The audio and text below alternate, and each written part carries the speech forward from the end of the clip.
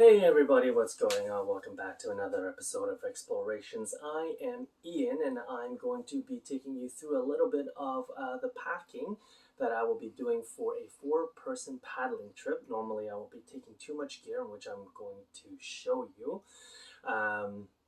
If it's just for myself, I have a much more reduced kind of packing list that I have. By no means do I go ultralight, but I feel like there's a lot of discussions that can surround that, but I'm not going to get into that today. Maybe some of you will be looking at all my gear going like, wow, why are you portaging all of that? This trip will be quite simple. I'm heading out to Lady Evelyn Lake, not the provincial park, but just the surrounding crown land around that area. I'll be putting in at Mowat Landing, portaging around the Matawapika Dam, so quite easy portage. There's an individual Miles who will be willing to portage your gear if you decide to go glamping in the backcountry and decide to bring a lot more stuff than you normally would. This would be a good place to do that. Behind me, I have all my gear in my gear closet into these various bins. I'll be walking you through what I like to pack, some pros and cons of each piece, not each piece of equipment, but some of the major pieces that some of my friends normally ask me why I have it, what the uses are for, and why I decide to purchase this one over another product. I'll give a brief rundown of the packs because that's a pretty big item for most trips, and that's a very basic piece of equipment to have. And yeah, so I think that's what I'll be showing you at this moment, and then yeah, follow me on the journey. One thing I'd like to touch upon with the packs is that I will be kind of just going through the basics of it. The two packs that I really use on a day-to-day, well, not day-to-day, but when I go out adventuring. I've got a Gregory in there and a Mech Brio. We can make another video more in depth about what to look for, features of packs, how to fit in a separate video, but for today I'm just gonna talk about the two packs that I have really quickly and some of the features I enjoy. In the gear closet that's not out yet, we've got some sleeping bags in there. We've got two 3-season sleeping bags in here, one fully down, one hybrid synthetic and down. In here is a 4-season sleeping bag. That's a minus 30-degree bag with a Gore wind stopper on the outside. They're shoved in there right now, and I'll be packing them soon. We've got the packs going on here. This is a 75-liter Mech Brio. It has withstood almost every single thing I've thrown at it, through rain, dragging it through mud, dragging it up a side of an alpine mountain. It's held up really well. Too bad this is actually out of production. It's one of the better mech bags that was made back in the what is it, like late 90s, early 2000s. This top compartment, the lid becomes, you can take that apart, becomes a day pack. The new ones now do not do that. I think they're now called the Flare and something else. But the suspension system is unisex, so it doesn't conform to female frame, and so it might need a little bit more playing around with, but otherwise I love this backpack. I will showcase one more pack that I do actually quite enjoy quite a bit. It is kind of the Cadillac of packs. Over here we have the Gregory Baltoros. This is another 75-liter pack. It's a lot more lightweight just because of the new materials that are being used. We have ripstop nylon on the outside. You can see there's been a little bit of a patch, but the idea for a ripstop nylon is when it snags on something, and if it rips, it won't continue to rip. The one thing I really enjoy about this pack is actually the water reservoir in here. This you can clip on a 3-liter bladder, and it's been pretty good. The hose sneaks up through the back here. Through here. Sorry, just trying to get the camera angle. And yeah, that water reservoir actually turns into a nice little day pack. I think it's about maybe a 10-liter day pack, so it's pretty good. Multiple pockets everywhere. It's got a segregated bottom. You can access from the bottom.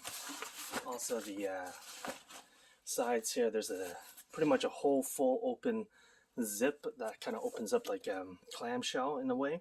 You've got side pockets here as well. You've got water bottle pockets. You've got waterproof, water resistant rather, I suppose, waist belt pocket. And the suspension system is pretty decent. One of the reasons why I call it the Cadillac of the packs is because the suspension system is very, very comfortable.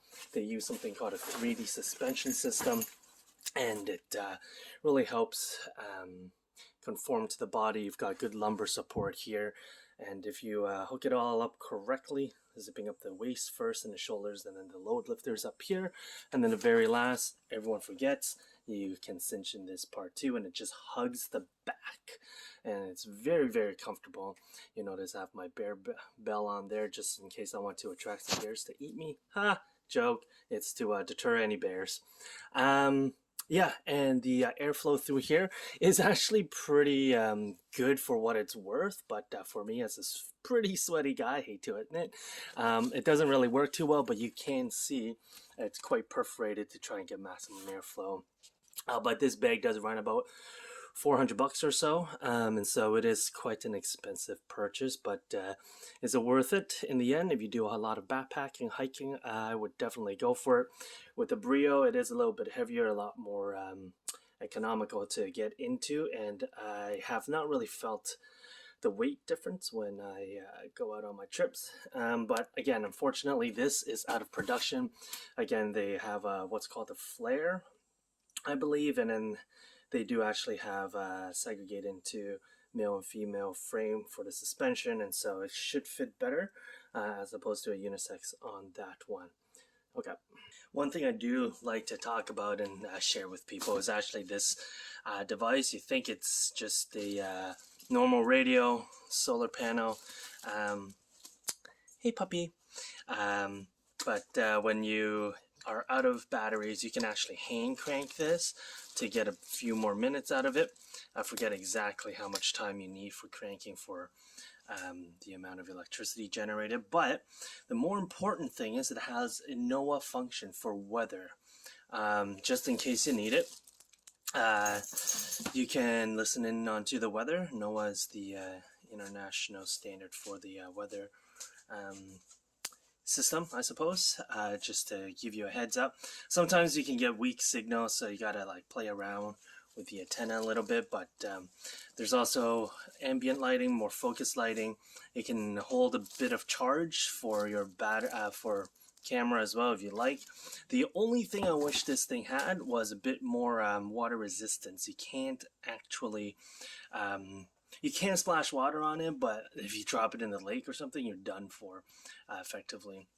But it is a great device. It has saved a couple of my trips before, just listening to the radio when the waves will be calmer for the paddling to start early in the morning, and it's great. I take it with me. It's a little bit bulky, but for the sake of understanding the weather and what you're faced with, along with reading the signs, you should be able to get a good assessment of what you're up against. Alright, so here we are. We got the miscellaneous camp stuff. I've got my first aid kits, my tarps. I've got my water pump. I've got another one that's currently just cleaned and drying out. Bear spray is pretty important. Pack of cards. You always need these when it's raining. That's a solar panel for any stuff that you need to get charged. I normally just bring my phone. But I put it on airplane mode and just take photos with it. It's my 3-season tent all the way at the bottom. So this is my gear bin for the miscellaneous stuff. Mostly camping miscellaneous stuff. In this one, I've got some sleep system in there. I've got the pads. Having work gloves is always a thing. Canoe tie-down kit. It's pretty useful. Compression sacks, very, very useful. So we've got 2, and a number of another old thermarest in there as well. Here we go. We've got the plates, cups, bowls.